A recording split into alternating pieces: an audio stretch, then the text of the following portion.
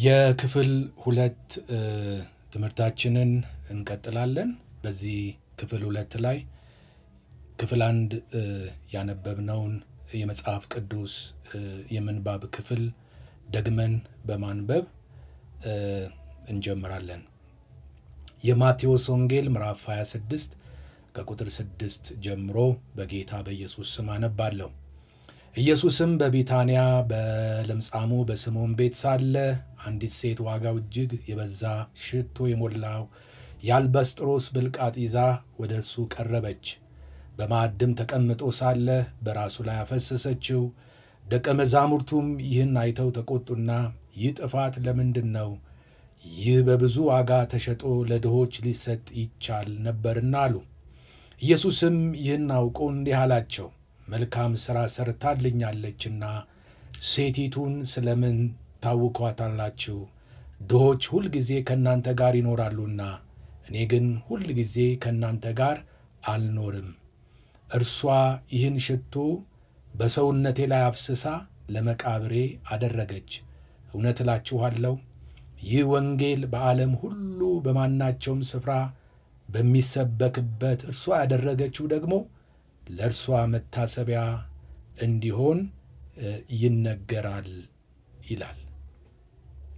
በዚህ በክፍል 2 ላይ የምንማረው የትምህርታችን ርዕስ ሰይጣን መልካም ሥራን ለማስቆም የሚጠቀምባቸው 7 ስልቶችና መፍትሄዎቻቸው የሚል ነው።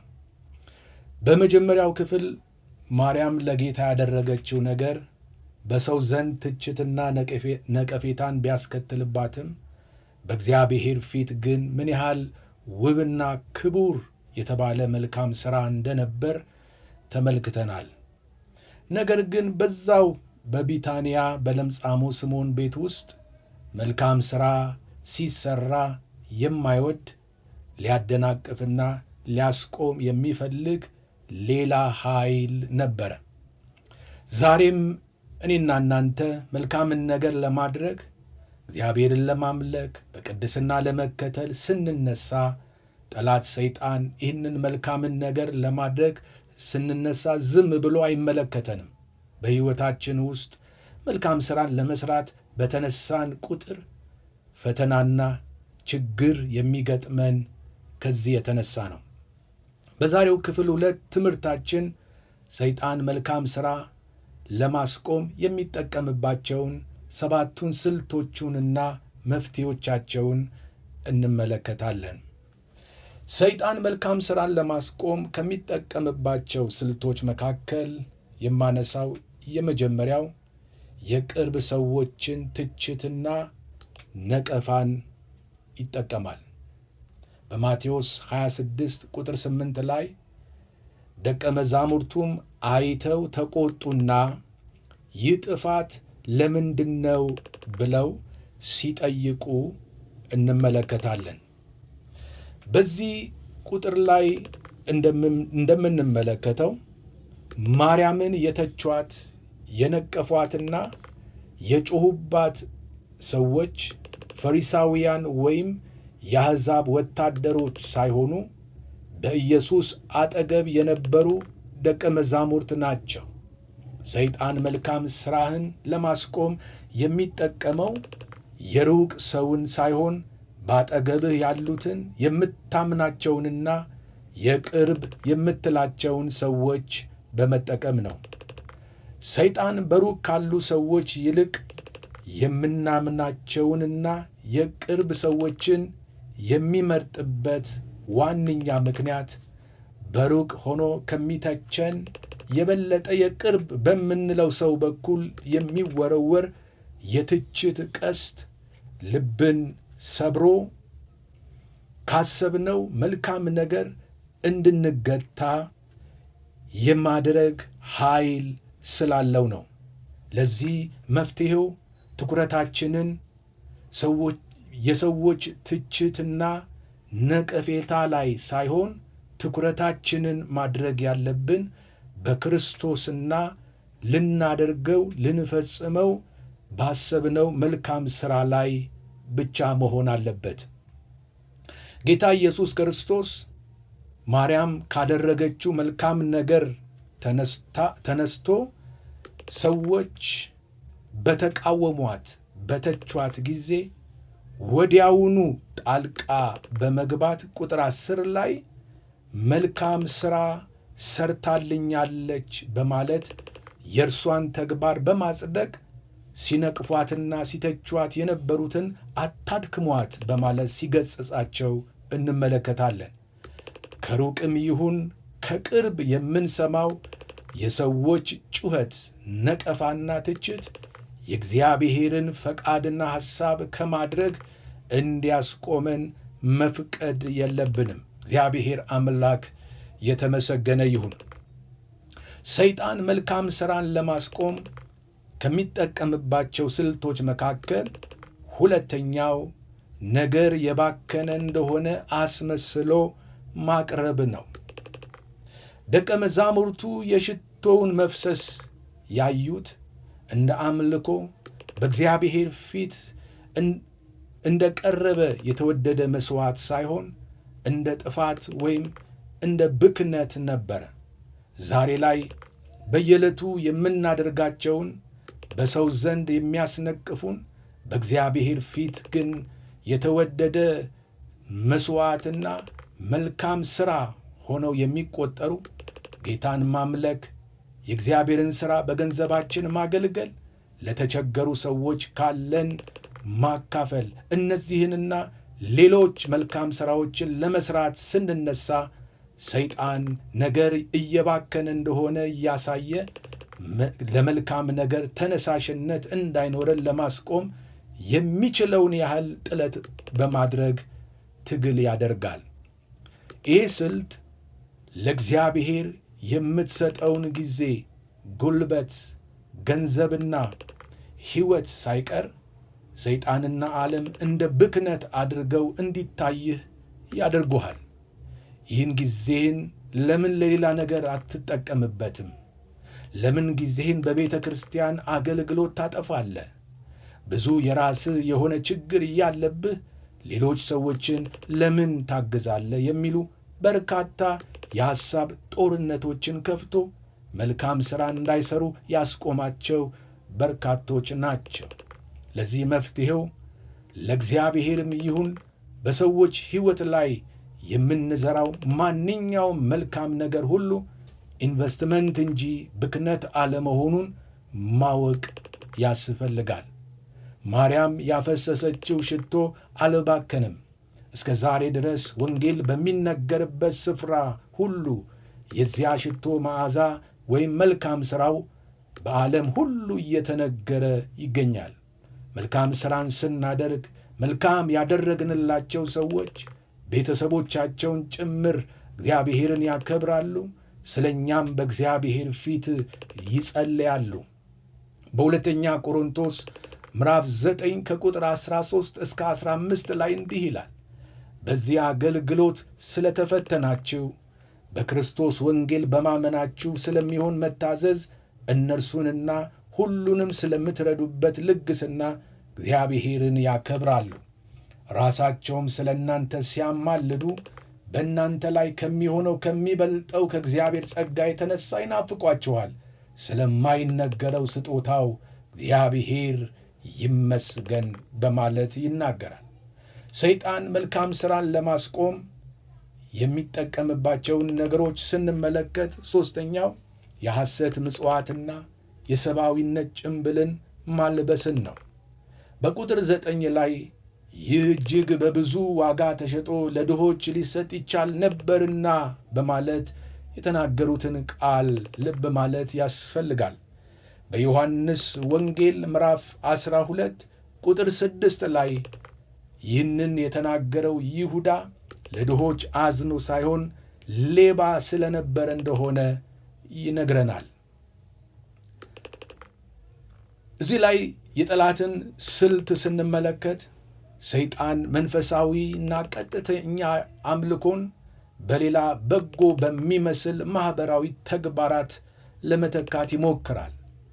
ለምሳሌ ከምትጸልይ፣ መንፈሳዊ ኅብረት ከምታደርግ፣ ቃል ከምታጠና ይልቅ ይህኛውን ብታደርግ ይሻላል በማለት ለመንፈሳዊ ነገሮች ቅድሚያ እንዳንሰጥ ቅደም ተከተላቸውን ያፋልሳል።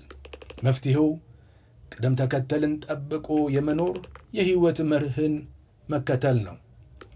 ኢየሱስም ድሆች ሁል ጊዜ ከእናንተ ጋር ይኖራሉና እኔ ግን ሁል ጊዜ ከእናንተ ጋር አልኖርም አላቸው ይላል ቁጥር 11 ላይ። በሕይወታችን ውስጥ ለእግዚአብሔር የምንሰጠው አምልኮ ሁል ጊዜ መቅደም አለበት። አምልኮን ያስቀደመ ሰው በሚሰራቸው መልካም ሥራዎች ሁሉ ለሌሎች ሰዎች በመትረፍ የተባረከ ይሆናል። አምልኮና መልካም ሥራ ሁል ጊዜ መነጣጠል የሌለባቸው ነገሮች ናቸው። እግዚአብሔርን የሚያመልክ ሰው መልካም ሥራን አለመስራት አይችልም። የእውነተኛ አምልኮ መገለጫው መልካም ሥራን መስራት ነው። በማቴዎስ ምዕራፍ 25 ከቁጥር 33 እስከ 40 ያለውን ስንመለከት በጎችን በቀኝ ፍየሎችን በግራው ያቆማቸዋል። ንጉሡም በቀኙ ያሉትን እንዲህ ይላቸዋል፣ እናንተ የአባቴ ብሩካን ኑ፣ ዓለም ከተፈጠረበት ጊዜ ጀምሮ የተዘጋጀላችሁን መንግሥት ውረሱ። ተርቤ አብልታችሁኛልና፣ ተጠምቼ አጠጥታችሁኛልና፣ እንግዳ ሆኜ ተቀብላችሁኛልና፣ ታርዤ አልብሳችሁኛልና፣ ታምሜ ጠይቃችሁኛልና፣ ታስሬም ወደ እኔ መጥታችኋልና። ጻድቃንም መልሰው ይሉታል፣ ጌታ ሆይ ተርበህ አይተን መቼ አበላንህ? ወይስ ተጠምተህ አይተን መቼ አጠጣንህ? እንግዳ ሆነስ አይተን መቼ ተቀበልንህ? ወይስ ታርዘህ አይተን መቼ አለበስንህ? ወይስ ታመህ ወይስ ታስረህ አይተን መቼ ወደ አንተ መጣን? ንጉሡም መልሶ እውነት እላችኋለሁ ከሁሉ ከሚያንሱ ከነዚህ ወንድሞቼ ለአንዱ እንኳን ስላደረጋችሁት ለእኔ አደረጋችሁት ይላቸዋል። ሰይጣን መልካም ሥራን ለማስቆም ከሚጠቀምባቸው ስልቶቹ መካከል አነሳለው ብዬ ያስኩት አራተኛው ነጥብ ተስፋ መቁረጥንና የድካም ስሜቶችን በመዝራት ነው። ሰይጣን መልካም ሥራን ለመስራት እንዳንነሳሳ እልህ አስጨራሽ የሆነ ተስፋ የሚያስቆርጥ አድካሚ ሐሳቦችን ይጠቀማል። ከዚህም የተነሳ ስለ መልካም ሥራ ወሬው ሲነሳ ተስፋ አስቆራጭ ንግግር የሚናገሩ ለመልካም ነገር ልባቸው የተነሳሳን ሰዎች የሚያደክሙ ሐሳቦችን ከቅርብም ከሩቅም ይወረውራል። ይህ ስልቱ ከዚህ በፊት መልካም ነገሮችን በማድረግህ ምን አግኝተሃል? ያደረግከውን መልካም ነገርስ ማን አየልህ? ለሌሎች መልካም ነገር በማድረግህ ላንተ ምንህ ተለወጠ? ምንህ ተስተካከለ? ምን ያተረፍከው ነገር አለ? የሚሉ የሚያበሳጩና የሚያደክሙ ሐሳቦችን በአእምሮአችን ላይ ይዘራል። ለዚህ የጠላት ስልት መፍትሔ የሚሆነን በገላትያ ምዕራፍ 6 ቁጥር 9 ላይ ያለው ቃል ነው። እንደዚህ ይላል፣ ባንዝልም በጊዜው እናጭዳለን፣ መልካም ሥራን ለመሥራት አንታክት። እንግዲያስ ጊዜን ካገኘን ለሰው ሁሉ ይልቁንም ለሃይማኖት ቤተሰቦች መልካምን እናድርግ በማለት ይነግረናል። እንግዲህ ወገኖቼ መልካምን ነገር ለማድረግ መልካም ሥራ ለመሥራት ልባችን በሚነሳሳበት ጊዜ በአእምሮአችን ላይ የሚከፈቱ የጠላት ድምፆች አሉ። የሚለቀቁ ተስፋ አስቆራጭ አድካሚ የሆኑ ሐሳቦች አሉ። ነገሮችን ከእግዚአብሔር አንጻር ሳይሆን ከራሳችን አንጻር እንድንመለከት የሚያደርጉ፣ ነገሮችን ከመንፈሳዊ ነገር አንጻር ሳይሆን ከምድራዊ ነገር ጋር እንድናስተያይ የሚያደርጉ፣ ራሳችንን እንድንመለከት ወደ ራስ እንድናተኩር የሚያደርጉ አድካሚ ሐሳቦችን በአእምሮአችን ላይ እንደሚዘራ፣ ለዚህ እንግዲህ መፍትሔው የእግዚአብሔር ቃል የተናገረው ነውና ባንዝልም በጊዜው እናጭዳለን፣ መልካም ሥራን ለመሥራት አንታክት። እንግዲያስ ጊዜን ካገኘን ዘንድ ለሰው ሁሉ ይልቁንም ለሃይማኖት ቤተሰቦች መልካምን እናድርግ በማለት ነው መፍትሄውን የእግዚአብሔር ቃል ያስቀመጠልን። ወዳጆቼ መልካም ሥራ ለመስራት ስንነሳ የሚያታክቱ ነገሮች አሉ፣ የሚያዝሉ ነገሮች አሉ፣ የሚያደክሙን ነገሮች አሉ። ተስፋ የሚያስቆርጡ ልብን የሚያወርዱ ነገሮች መኖራቸው ተፈጥሯዊ ነው። ስለዚህ ልባችን እንዳይዝል እንዳንታክት፣ ይልቁንም ደግሞ እግዚአብሔርን እንድናስብ ወደፊትን እንድናስብ በጊዜው እግዚአብሔር አምላክ ሪዋርድ እንደሚያደርግልን እንድንቆጥር ያስፈልገናል። የጌታ ስም የተባረከ ይሁን። ሰይጣን መልካምን ሥራ ለማስቆም ከሚጠቀምባቸው ስልቶች መካከል አምስተኛው ሰዎችን መፍራትና ይሉኝታን ነው። ማርያም በዚያ ወንዶች ብቻ ማዕዱን ከበው በተቀመጡበት መካከል በአይሁድ ባህል ሥርዓት ሴት ልጅ ተነስታ እንግዳ የሆነን ሰው እግሩ ላይ ወድቃ በፀጉሯ እንድታብስ የተለመደ አይደለም። ይህ ባልተለመደበት ሁኔታ ውስጥ በድፍረት ተነስታ መልካም ሥራ የተባለን ነገር መፈጸም ችላለች። ይህን በማድረጓ ሰዎች ነቅፈዋታል፣ ተችተዋታል። አንዳንዶችም በልባቸው ኢየሱስን እግሩ ላይ ወድቃ በጠጉሯ የምታብሰውን ይችን ሴት እንዴት አያውቃትም በማለት ሐሜት የጀመሩም ነበሩ። በሉቃስ 7 ቁጥር 39 ላይ የእግዚአብሔር ቃል እንዲህ አይነት ሰዎችን እንዲህ በማለት ገልጦታል።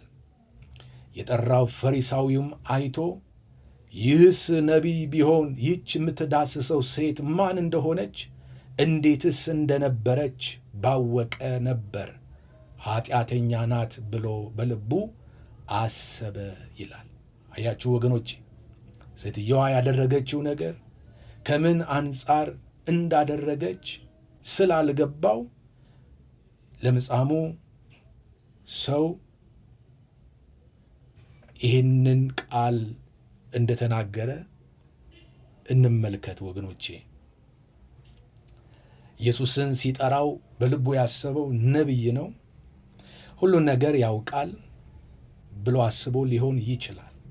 ነገር ግን ይቺ በእግሩ ስር ወድቃ በፀጉሯ እግሩን እያበሰች ያለችውን ሴት እሱ የሚያውቃትን ትላንት ማን እንደነበረች በደንብ የትላንትና ሂስትሪዋን የሚያውቃት ሴት ግን እንዴት ይችን ሴት አላወቃትም? እኔ እንኳን ስለ እሷ ስንት ማቀው ጉድ አለ፣ ስንት ኃጢአት የሰራች ሴት ናት።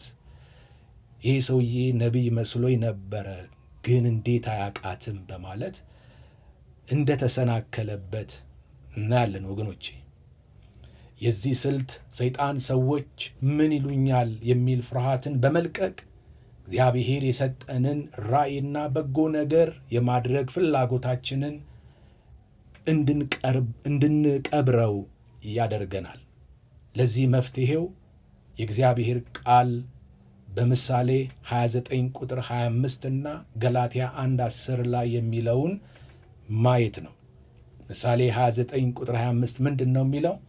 ሰውን መፍራት ወጥመድ ያመጣል፣ በእግዚአብሔር የሚታመን ግን ይጠበቃል በማለት ይናገራል። ስለዚህ ሰውን በመፍራት ወጥመድ ውስጥ ወድቀን በጊዜው ልንፈጽመው የሚገባንን መልካም ሥራ ከመስራት እንዳንያዝ እንዳንከለከል ወገኖቼ ወይ ማናቸውንም የፍርሃት ወጥመዶችን መስበርና በጊዜው መፈጸም ያለብንን መልካምን ነገር ለማድረግ መነሳት ይኖርብናል።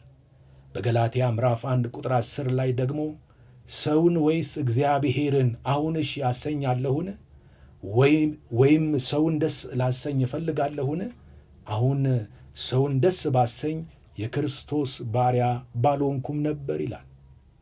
ሰውን ለማስደሰት ስንል እግዚአብሔርን የሚያሳዝን ነገር ማድረግ ፈጽሞ የለብንም።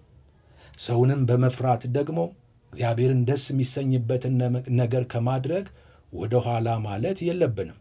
ስለዚህ ወገኖቼ ሆይ ሰውን ለማስደሰት ብለን እግዚአብሔር ከሚያዝንበት ነገር ራሳችንን መጠበቅ ይኖርብናል።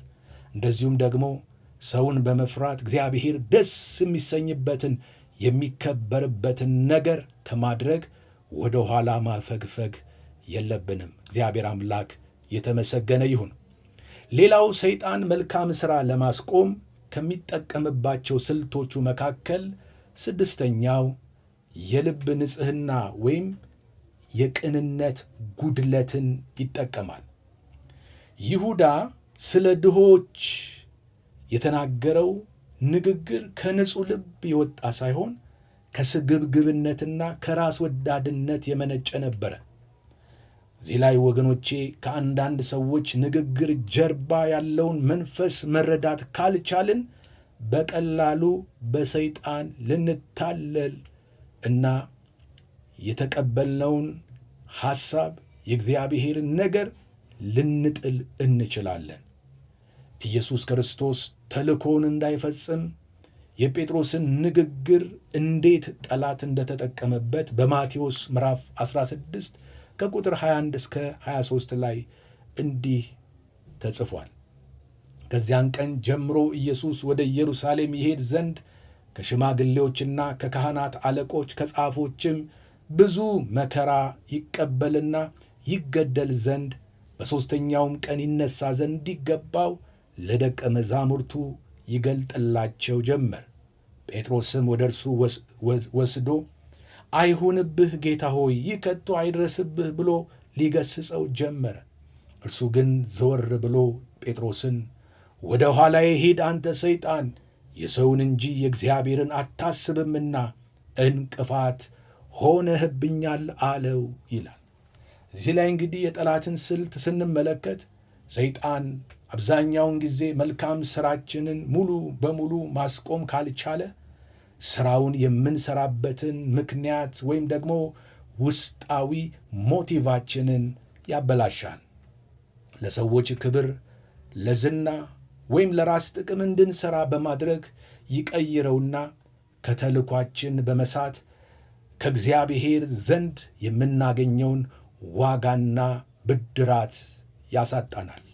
ለዚህ መፍትሔው የልባችንን ሐሳብና ወደ ሕይወታችን የሚመጡ ድምፆችን ሁል ጊዜ በእግዚአብሔር ቃል መመርመር ይኖርብናል። እግዚአብሔር የተመሰገነ ይሁን።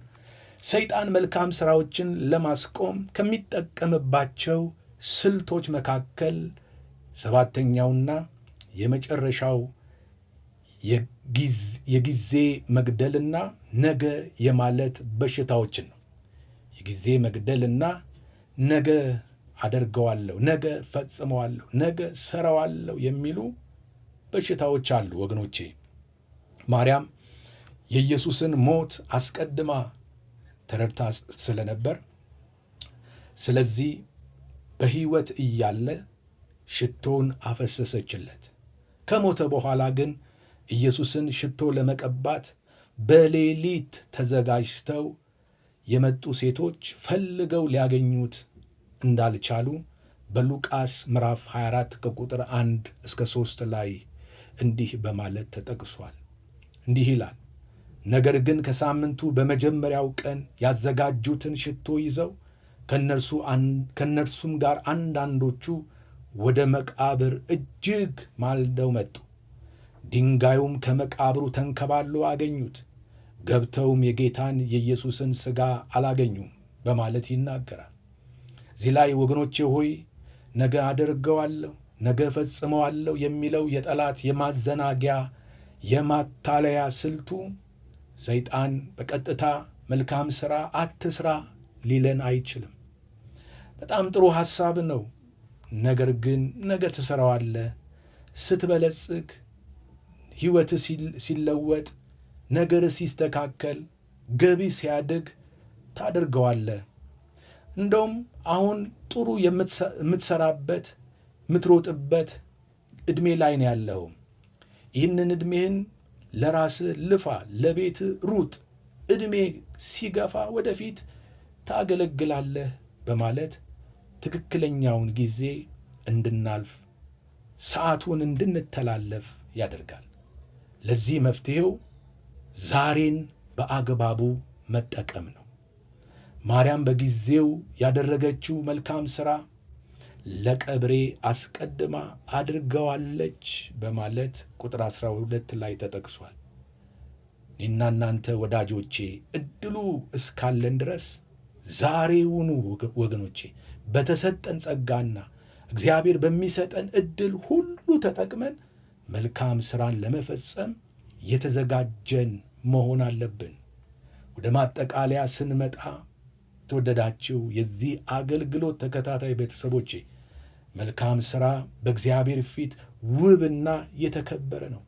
ሰይጣን ይህንን በእግዚአብሔር ፊት ውብና የተከበረ ዋጋ ያለውን ነገር በትችት ይባክናል በሚል ስሌት፣ በነቀፌታ፣ በፍርሃትና ነገ ታደርገዋለህ በማለት ሊያስቆመን ቢሞክርም እኛ ግን እንደ ማርያም ፊታችንን ወደ ጌታ አቅንተን ልባችንን እግዚአብሔር እንድናደርገው በሰጠን ሥራ ላይ ትኩረት አድርገን ከሁሉ የተሻለውን መልካም ነገር መሥዋዕት አድርገን ልንሰጠው ይገባል። ዛሬ ምን አይነት መልካም ሥራ ለመሥራት አስበህ የሰዎች ትችት ወይም የራስህ ድካም የራስሽ ድካም አስቁሞሃል? ወንድሜ ሰይጣን የከፈተብንን ስልቱን ነቅተን በእግዚአብሔር ጸጋ ወደፊት እንድንራመድ ዛሬ እኔና እናንተን ጌታ ሊረዳን ስለፈለገ ይህንን መልእክት ወደዚህ ስፍራ ወዳለነው ወደ እያንዳንዳችን አምጥቶልናል። በሁለተኛ ቆሮንቶስ ምዕራፍ 2 ቁጥር 11 ላይ በሰይጣን እንዳንታለል የእርሱን ሐሳብ አንስተውምና እንደሚል ዛሬ ጠላት በተለያየ ማባበል ማታለያዎች ልናደርግ የሚገባንን ነገር እንዳናደርግ የያዘን ሰዎች ብንኖር ማድረግ የሚገባንን ነገር ከማድረግ ወደ ኋላ እንድናፈገፍግ በጠላት ሐሳብ እየተገፋን ያለን ሰዎች ብንኖር ከመልካም ነገር እያፈገፈግን ወደ ኋላ እየሸሽን እየራቅን ቢሆን ወገኖቼ ሆይ ይሄ ማፈግፈግ ከእግዚአብሔር አይደለምና ከመልካም ነገር መራቅ መኮብለል የእግዚአብሔር የሚደሰትበት አይደለምና ቆም ብለን እግዚአብሔር የሰጠንን ነገር ለማድረግ ከጌታ ጋር ኪዳን መግባት ይኖርብናል። እግዚአብሔር አምላክ የተመሰገነ ይሁን።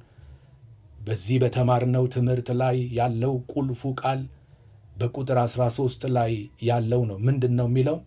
በመላው ዓለም ይህ ወንጌል በሚሰበክበት በማንኛውም ስፍራ እርሷ ያደረገችው ደግሞ ለእርሷ መታሰቢያ እንዲሆን ይነገራል በማለት መስክሮላታል። ወገኖቼ አዎ ዛሬም እኔና እናንተ በዚህ ታሪክ ውስጥ ይህች ሴት ባደረገችው መልካም ሥራ ተብሎ በተመዘገበላት ነገር ምክንያት እኔና እናንተም በሷ ታሪክ ላይ ተመስርተን ለሕይወታችን ጠቃሚ የሆነውን ነገር እየተማርንበት አለ። እግዚአብሔር አምላክ የተመሰገነ ይሁን። እኔና እናንተም ከጌታ ዘንድ ወገኖቼ ሆይ ታላቅ ብድራት እንዳላውቅን ዛሬ የምናደርገው ነገር ከእኛ ባሻገር በልጅ ልጆቻችን ዘመን የሚተላለፍ መልካም ምሳሌነት ያለው ተግባር እንድናደርግ እግዚአብሔር እየጠየቀን ነው። እግዚአብሔር የሰማነውን ቃል ይባርክልን። እግዚአብሔር አብዝቶ ይባርካችሁ ወገኖቼ። እንግዲህ በክፍል 1 እንደዚሁም በክፍል 2 ላይ ያዘጋጀሁላችሁ መልካም ሥራ ለመስራት እንነሳ በሚል ሐሳብ ያቀረብኩት ትምህርት እዚህ ላይ ጨርሻለሁ። እግዚአብሔር ዘመናችሁን ይባርክ።